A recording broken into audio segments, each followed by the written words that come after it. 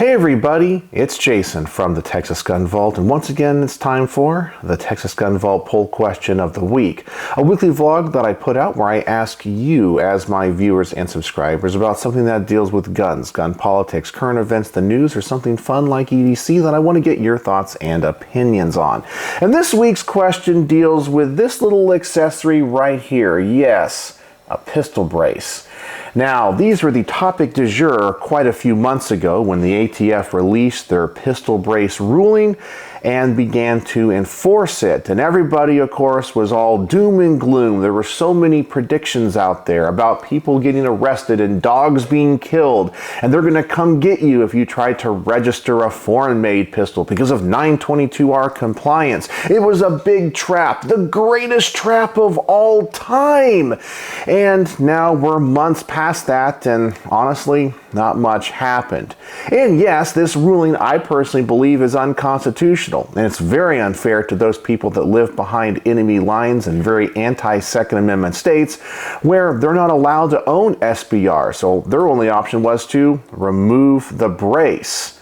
And so I understand why people got so upset, but there was so much misinformation out there that we had to dispel. And just because we dispel the myths doesn't mean we agree with the ruling. Now, of course, this was going to get fought in court, and everybody was saying, the ATF can't create law. We're in a post-Bruin world. It's all going to get struck down immediately. Groundbreaking, breaking news, we win. And here we are, months and months later, and yeah, there are a few temporary injunctions against this in various jurisdictions for various constituencies, but overall, the rule still stands. It's still in place. If this was such a black and white issue and the Supreme Court was going to take this issue up, we've had enough time that something would have happened, right? And as time has gone on, the temperature and the emotions have lowered. People have forgotten about it, and they've gotten used to just the way the world is today. So now that we have a little bit of hindsight and the emotions are a little bit lower, I wanted to ask you guys, do you guys think this rule is going to be overturned? And what are the probabilities of it being overturned? Is it a 100% certainty, a 0% certainty, or something in between? What's your predictions? So with all that said, let's dive right in to this week's poll question, and then we'll get your results. This week, I want to bring back a topic that was a hot button issue a few months ago. This would be the ATF pistol brace rule. It has now been a few months, and with the exception of a few temporary injunctions, the rule is still in place and not much is being done in Congress to stop it. Now that the emotional temperature is lowered, what is your honest thoughts on the chances it will be overturned in the courts? Do not answer what you want to happen, but rather what you think will happen. Remember, hope is not a plan. And the reason I had to add that last part there is often people say, well, all these cases are going through the courts. Jason, you're a stupid idiot. You are so doom and gloom. All this thing is going to happen. We're going to win according to I understand that you've game planned it out, that the way it really should be. There's no historical analog for this type of a ban. But that doesn't mean the lower courts, who are made up of judges who know nothing about firearms and who have biases of their own, and of course many of them are wanting to seek higher judgeships. So how do you do that and get appointed? Well, you rule in certain parties' favors who might be in control, who might want to appoint you to a higher bench. So yeah, there's a lot in play here. And of course, the Supreme Court is not very good at taking the lower courts and smacking them back down when they go against their rulings. These things can take years. And of course, these judges can't held to be accountable. After all, they're lifetime appointments. And if they get something wrong, well, who cares? Even if the Supreme Court smacks them down, the Supreme Court can't fire them, they can't get rid of them, and they can just be a thorn in everybody's side. And of course, these cases are going to go before these judges that have never shot an AR-15 pistol, don't even understand what this is. They'll just look at this and go, it's a stock. And the ATF can create law. Whether or not you think they can or not, judges will say they're allowed to. So, With all that said, let's dive right into what you guys said were the results of this week's poll. With 152 votes this week, we have 100%. It is only a matter of days until it is overturned. 5%. 75%. I think that it may take time, but it will be overturned. 38%. 50%. I can see it going either way depending on the judges. 26%. 25%. There is always a chance, but I have serious doubts. 26%.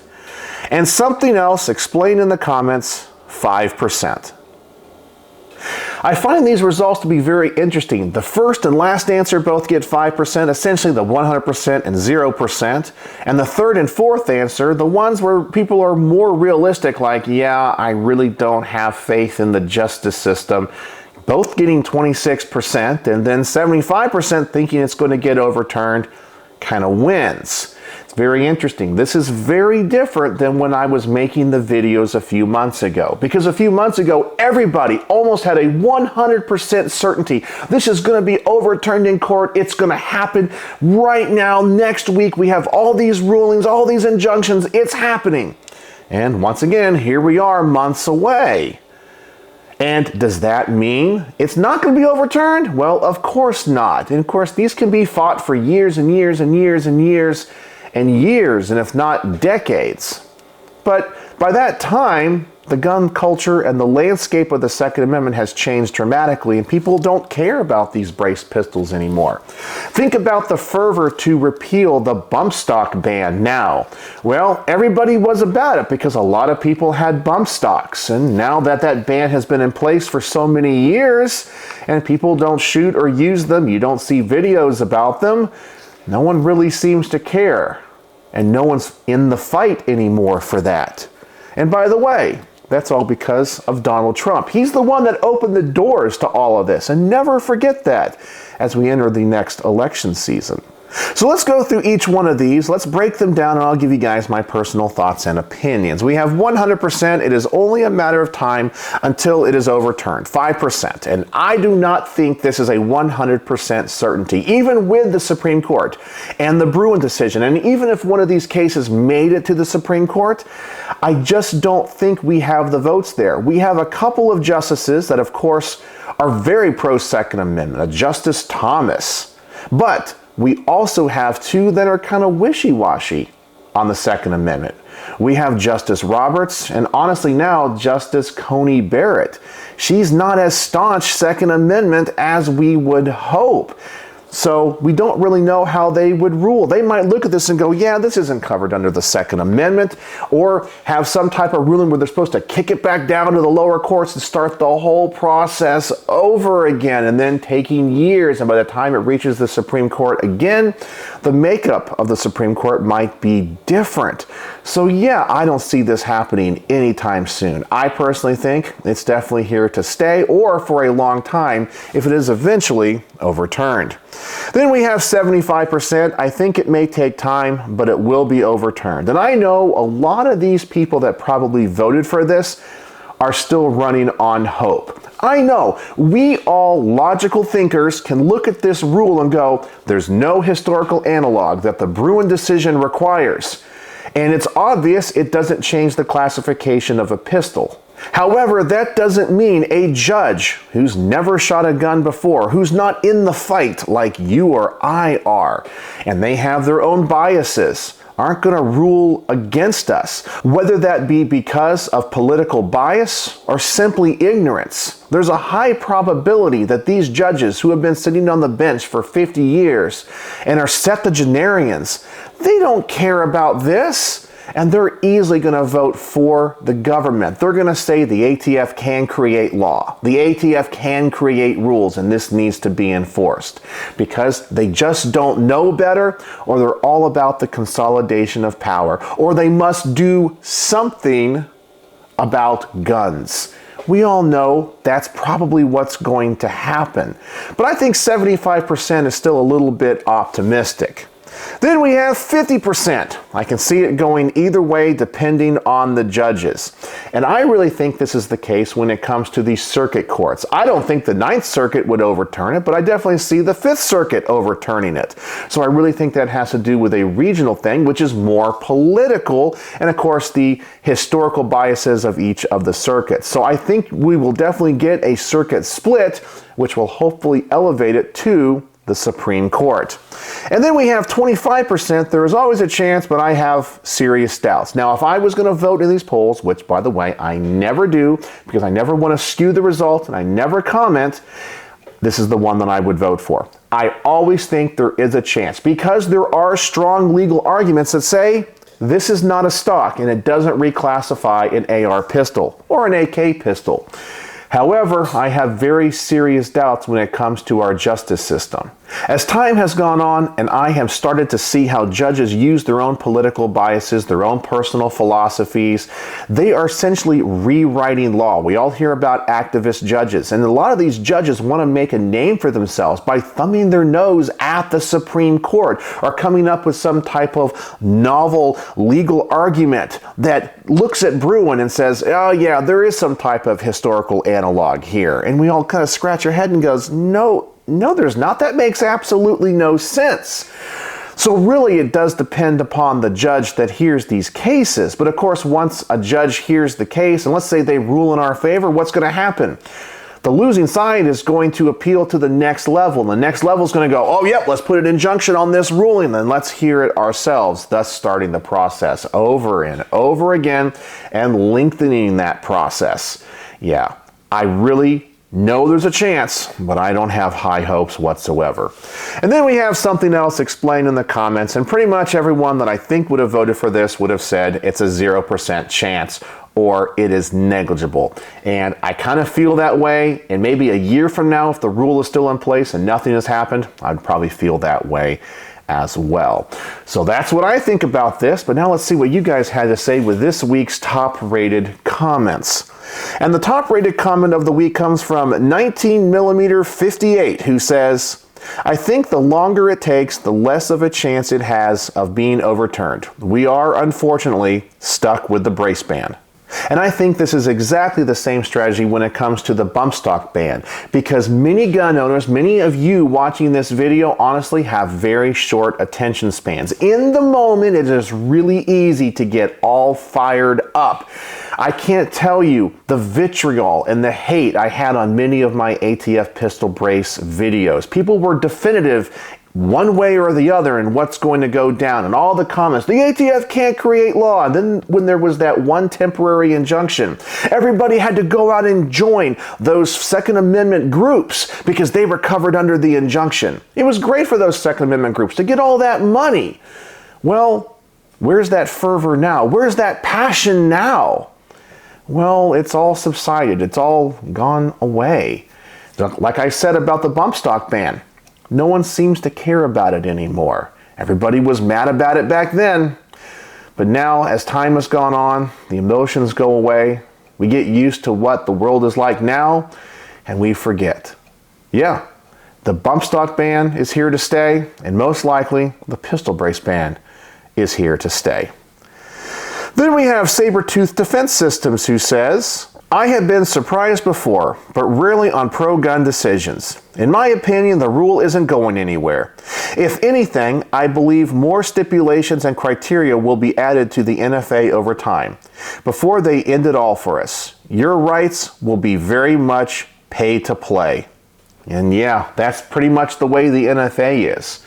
You know, NFA items, I think, are covered under the Second Amendment of the Constitution, but you have to pay a tax, and that tax can be very steep. Whenever I review videos, especially on cheaper guns, Rugers, Kel-Tecs, and the like, they get lots of views because there's a lot of people out there that can afford those guns, and that's absolutely wonderful because the Second Amendment is for everybody. Not everybody can afford a $3,500 Knight's Armament rifle. Sometimes they just want a Delton $500 AR. It suits their needs great. But when you add a tax and almost a year wait for the transfer of a silencer, well, it definitely discourages a lot of people. and it puts these items in a place where only those that can afford them have them. And that was the whole point of the NFA back in 1934. $200 back then was equivalent to about $3,500 today. Now, could you imagine paying a $3,500 tax for a silencer?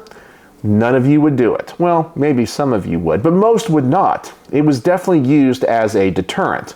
And thankfully, they didn't have the foresight to make that tax equal to inflation. So as inflation went up, the tax remained $200, which is a lot more affordable today than it was back then. But that $200 is still a huge barrier to so many people. It's definitely pay to play. Then we have Derek 3154 who said, I would be shocked if it got overturned. The courts have not handed us any substantial victories, and even Bruin is a loss because states are getting away with not abiding by it. SCOTUS doesn't seem to want to smack the ATF down and sets a precedent for the lower courts. The fact that the ATF is fine appealing to SCOTUS is a big red flag in my opinion, but I'd love to be wrong. And you know, he's absolutely right. I didn't think about that. If you know you're going to lose in court or before a particular judge, why would you even appeal to them? You might just take the loss and say, okay, well, this loss only affects these lower courts. It's not going to be a nationwide thing. So for example, if the Fifth Circuit did overturn this, it only affects the Fifth Circuit, the states that are covered under that. Well, you still got the rest of the country that's covered by this ban. But if you take it to the Supreme Court and they rule against you, well, that's going to be enforced on a federal level, and you definitely don't want that. But if they're brave enough to take it to the Supreme Court and thinking they're going to win, well, yeah, that is a very good thought because they're thinking the Supreme Court is going to rule in their favor. They're not going to take this ban and make it go away. That's a brilliant, brilliant thought and insight. I do like that a lot. Then we have Basement Ops who says, even in the best scenario, we won't have a definitive answer until summer 2025, possible fall 2025. It's possible a nationwide injunction is put in place, but let's be honest, they haven't done it in almost 100 days after the grace period was over. What makes you think is they're going to do it now? He's absolutely right. If this was such a pressing thing where gun shops were losing their money, people were having their property confiscated or forced to register or turn it over, it's been past 100 days. There would be a nationwide injunction of some judge going, okay, we got to put this thing on hold because it is so massive and so overreaching, and we got to fast track this case. And what do we have? Nothing. Crickets. It's silence out there. And I think they are just waiting it out because most of you who don't talk about this anymore or care, you've just gotten used to it. Whether you registered, took off the brace, or whatever you did, you're not passionate about it anymore. Gun shops are still selling AR-15 pistols. They just do it without the brace. You can still go buy them. You're not stopped from purchasing them. So is this really an infringement in many people's eyes now that the emotions have gone down? Most people don't seem to care. And so, is a nationwide injunction inevitable? I don't think it is. They're playing a timed game, and I think they're going to win. And then finally, we have Brian Edgett, 2134, a huge fan of the Texas Gun Vault, always commenting on both channels. We have, I'm not sure what will happen. I'm just hoping that tempers don't get hotter than they are now. And I feel the same way. One of my biggest fears is that one of the people of the gun owners of America, not the group, but the people that own firearms, are going to do something rash. Because every time one of these rules comes down, I see the temperature rising in that emotional moment higher and higher. When the bump stock ban thing happened, yeah, emotions were probably at about a 6 or a 7 on a scale of 10. With this brace pistol rule, man, they were like at an 8 or 9. Well, what are they going to do next when they have the next one when it comes to universal background checks? What if it goes to a 10 and somebody does something rash? And that's going to give the ammunition to the anti-gunners to see, we need to ban all these things. See how unhinged these people are? They're uncivil and now they're doing acts of violence. Yeah, it's kind of scary. But as time goes on, now the passion is not there. I guarantee you this video is not going to get as many clicks as my other videos did because most people don't care about the pistol brace ban as much or care about it anymore. Life has gone on. They've gotten used to the world as it is now because people's emotions have floundered. They've gone away. Nobody cares anymore. Yeah, there's always going to be people that are going to click the video or care because they're hoping there's some type of good news or they want to know what other people think. But time is always on the anti-gunner's side because you forget. Go back to machine guns. Today, most pro-gunners are perfectly fine with machine guns being on the NFA. But back in 1986, when that law was passed, many people weren't. But now that we have literally decades since that time, it's just become culturally acceptable. It's a norm for machine guns to be verboten, for them to be banned. And we're okay with that. Yeah, some of us would like to see machine guns back, but there's no passion to get them off the NFA or to be able to allow us to own ones that were made past May the 19th, 1986. Time is always on the anti-gunner side. It's always on the side of tyranny. It's the whole analogy of boiling a frog. You turn up the degree just little bit by little bit, and eventually it's too late. The frog doesn't jump out, but if you turn it up too fast, the frog jumps out. Time is on their side, and that's their plan. I always warn you guys, the anti-gunners are playing a long game. We play a short game. Most of you only care about stopping anti-gun infringements instead of advancing the ball. That's why I'm so against the Republicans.